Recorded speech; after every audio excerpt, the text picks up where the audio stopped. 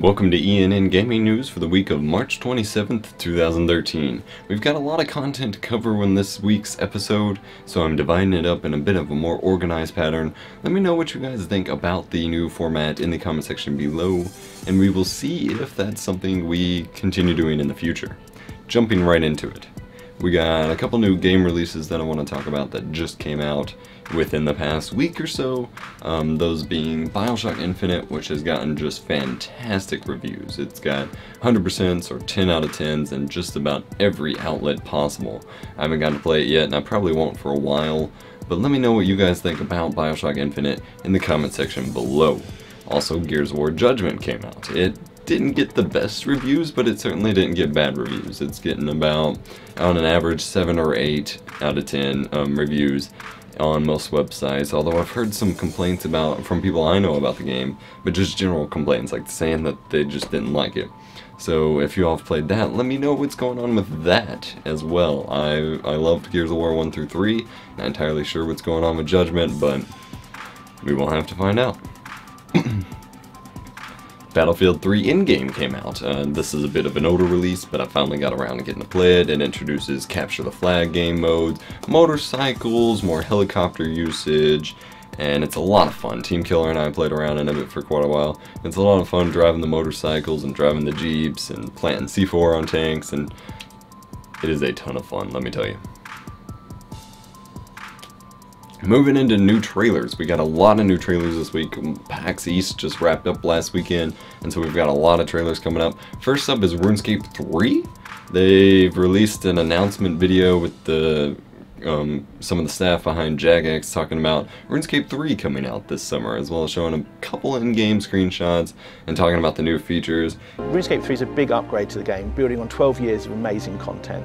It's a significant improvement on all fronts. It's going to be a major upgrade, so they say, of RuneScape 2, I guess. You won't need to make a new account or anything. It's the same account, same players, same avatars, but it's how you play the game that changes. They said they're going to be running it with HTML5 and WebGL, so that the graphics are supposedly going to be better, as well as being able to run better. But if you still have an older computer, you can still run the Java client if you want. There's going to be customizable user interface where you can like drag and drop anything and everything that you want.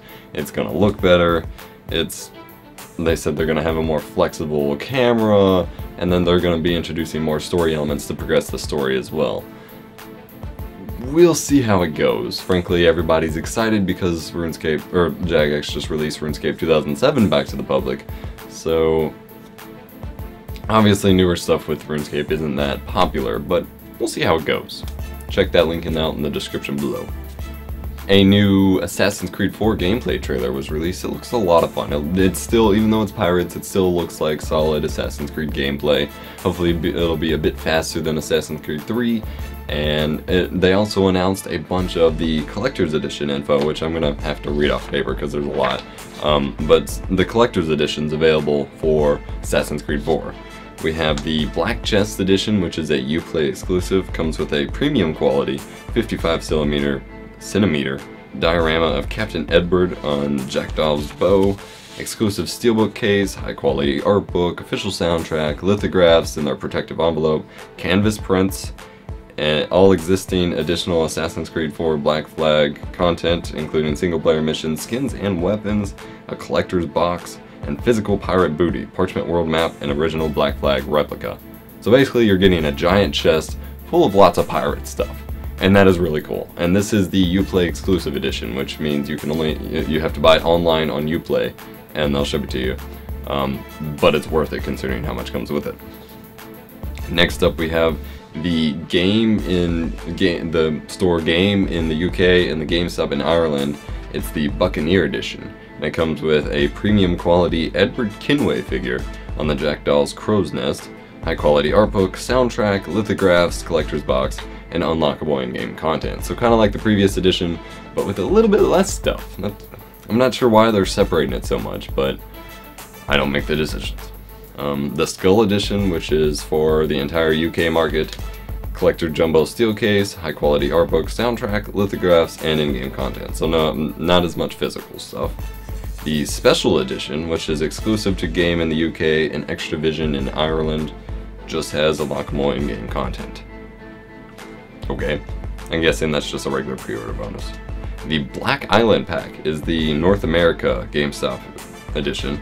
Has dark and dangerous treasure hunting quest Black Island, so that's in-game content you get with it. The Deadly Black Ship, doesn't say if that's a physical thing or if that's an in-game thing, I have no idea. Legendary silver flintlock pistols used by Captain Morgan. Again, that could be a toy replica or that could be in-game. I'm thinking this is all in-game stuff, judging by how GameStop usually goes. Valuable multiplayer items including Captain Morgan's costume, picture, and title. So basically North America is just screwed and GameStop's just saying, hey, you get some DLC and that's it. Not surprising, but it really sucks. If I want the limited edition, I'm going to have to order it from the UK. Not sure how I feel about that. Next up we have a trailer from, I forgot the developer name, of Infinite Crisis, which is a MOBA for DC Universe, and it talks about the alternate universes colliding and characters from all the alternate universes coming together, and it's a MOBA style game. I'm not sure what, that's all that's released so far. I have no idea how that's gonna go. Recently Lord of the Rings had a MOBA release, and honestly it didn't go over that well. It wasn't horrible, but it wasn't all that popular, and especially being on a console, and so if this ends up like that, it won't be that big of a success, but if it's more of a Marvel Ultimate Alliance style game, it could be really, really cool. But at the moment we don't know a whole lot, so we'll just have to wait and see. Next up, DuckTales Remastered. I thought I was being trolled at first when I watched this trailer, but no, it is the original NES game, DuckTales Remastered, coming out this either summer or quarter 3 of 2013. Just completely remastered. It's got the sing-along trailer and everything. Like I said, I thought I was being trolled, but it's real, and I will be playing the heck out of this, if nothing else, just to troll other people. But it looks kind of fun. It's a nice little blast from the past. I'm not honestly sure that kids these days will have any idea what DuckTales is. But let's hope they do, and let's hope we get to play some DuckTales. DuckTales! Woo! DuckTales!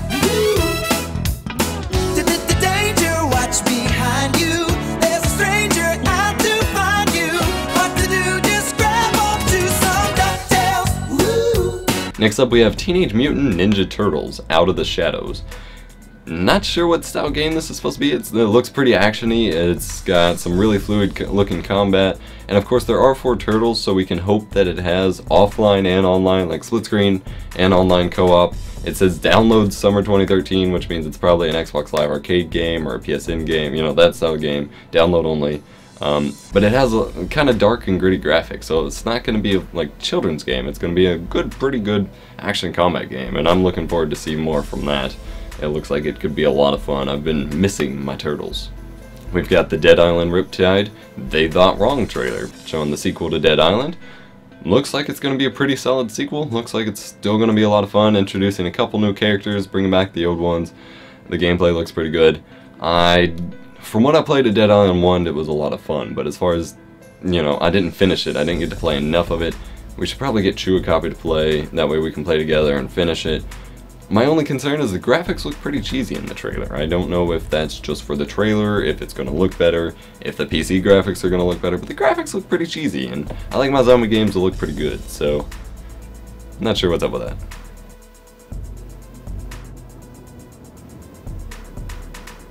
In the game of robes, you play and you die.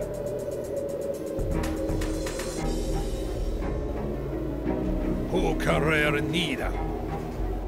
It must already start. Lastly on the trailers, we have Magicka Wizard Wars. And this trailer is a hilarious parody of Game of Thrones. Like, the whole thing is just a Game of Thrones trailer. I highly suggest you check it out. Looks pretty cool. Basically, it's bringing PvP to Magicka, which is something we've always wanted. Because you could, of course, kill your friends and stuff, but you never had solid PvP. And this has, you know, a team-based PvP, like hardcore PvP setup where you fight teams of 4 versus each other. You got your own just goofing around PvP. Player versus player in Magicka. What more can you say? This next segment is for the upcoming games and information about games that are either coming up or that you can pre-order soon. And so I'm going to talk a bit about a couple things coming up, just a couple though. We have Final Fantasy X and X-2 HD coming out soon. You can already pre-order it finally. There were a lot of rumors circulating about it, and Square Enix said it was coming out, but they didn't have any information about it for a long time. But you can finally pre-order it, and it's advertised as just being X HD, but it comes with X-2. A lot of people are excited for this. Not something I'm going to be getting right off the bat, but when I have the time to put into actually playing it, you better bet I'm going to be picking it up. Next up, we also have Kingdom Hearts 1.5 HD Remix. That is also available for pre-order, should be out by the end of the year. I'm getting that as soon as I can. I'm putting that on pre-order. It's only going to be 40 bucks. I never got to put enough time into the original Kingdom Hearts games, and this is my chance. So it brings up Kingdom Hearts 1 as well as the most of the PSP games remastered and in HD and ready to go for the PS3. HD collections are kind of the best reason to have a PS3 and to keep it, if nothing else, so pretty excited. Battlefield 4 is coming up. They have some announcements coming up actually on the day you should be watching this. I'm pretty stoked, but at the same time I'm afraid of being disappointed, and considering I'm just now getting heavily into Battlefield 3, I don't want that experience to be taken too much away from me with the new game, because with the premium content and stuff like that, Battlefield 3 is a pretty hefty investment. So I want to make sure I get all the gameplay I can out of this game, but it probably won't be, Battlefield 4 probably won't be released for quite a while, so guess I have some time to burn. It was announced that Diablo 3 on the PS3 will have menu-driven trading, but not an auction house. Good that it has trading. Never really saw the point of the auction house on the regular version, so I guess it's good to know that the console version will in fact have trading. Alright, we also have a quick segment of tech news here.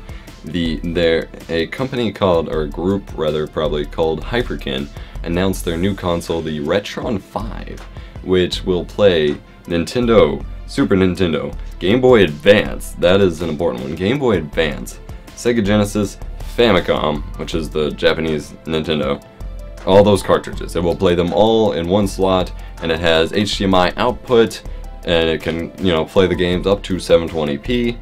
It has 5 cartridge slots for each system, SD card slot for save games, 2 controller ports for each console, which will be Bluetooth controllers. I'm reading this off here because it's a lot of information. The company is based out of Hong Kong. It's supposed to cost a little under $100, and they said it comes out sometimes after June. This has a huge risk of being just completely shut down for patents or copyright or other legal issues, but I'm pretty stoked for this. I could actually see myself getting this. Being able to play a bunch of the older games, especially since I have some of those cartridges still via HDMI on my modern screens in 720p. That could be pretty cool. That's actually really good for YouTubers as well, by doing it without emulation. Hopefully though it has support for ROMs, or be moddable for ROMs, because not a lot of us still have the older cartridges, and it would be pretty cool to be able to put your own on there. However, that is also a huge reason that may be, shut down for legal issues, so we'll just have to see what comes from there. Next up, we also have that the Oculus Rift development kit will come with a free copy of the Unreal Development Kit optimized for Oculus Rift development. The Oculus Rift dev team has seriously just kind of pushed that indie games are the future of gaming, indie games are the future of at least the Oculus Rift, and they really want to see what the indie devs can do with their system, and I kind of back them, and they essentially said that indie devs will make much better and more immersive games in the virtual reality headset than AAA devs, and so they want to give them the opportunity. So by shipping the dev kit with the UDK, they're making sure that indie devs have everything they need to make pretty solid games with their system. That's pretty cool. I can't wait to see what comes from this system, and yeah, the Oculus Rift begins shipping to their Kickstarter backers at the end of March this year. And Valve also announced that TF2 will support the Oculus Rift, so that'll be pretty interesting. Last up is a segment I'm just calling Experience Chart, where I talk about, what myself or me and Chu and I have been doing in gaming, and just catch you up to date on that. We have an entire series of playing through Left 4 Dead 2's Swamp Fever up that, because of the schedule uploader being a douche, did not publish at all, so like literally I couldn't even on my own channel see that I had uploaded that video, or those videos. So there'll be playlists and links, check those out as well. SimCity, I got it on sale on Amazon for 40 bucks. I've been dying to get my hands on this game. If you haven't seen videos up on my channel of SimCity, expect them very, very soon, as I will be playing the heck out of it and making videos of it like a boss. though, I tried out the Halo Forge Community Forge playlist with the Rumble game types, and made a video with some of my thoughts on that. And it brought me back into the game for a little bit, but then it just kind of spat me back out again after a few matches, so I really think Halo 4 is kind of dead for me at this point. Kind of disappointing, but whatever. I finally started playing Uncharted Drake's Fortune on the PS3. I have both 1 and 2. I have been recording my progress, and I want to know if you guys would like to see it uploaded as a Let's Play, not necessarily like often Let's Play, but a Let's Play on this channel, or if you'd rather me upload it on the other channel, Ted Demolisher, as the backup channel. That way it doesn't clog up this channel. Let me know in the comment section below, that way I know where to upload it. Also, Chu and I have been playing a lot more PokeMMO, and I've created a video for the video contest that they have going on the forums. So if you haven't seen that yet, check it out in the section below. I'm pretty proud of it, and I hope I win. Good luck to everyone participating. That was a lot of content. Thank you for sticking with me in this episode of ENN, Gaming News, Tech News, and Updates. Hope you enjoyed the video. A lot of work went into it. A lot of work goes into all my work, and I appreciate you guys' support. I will catch you all in the next episode. Be sure to like and share this video with your friends. See ya.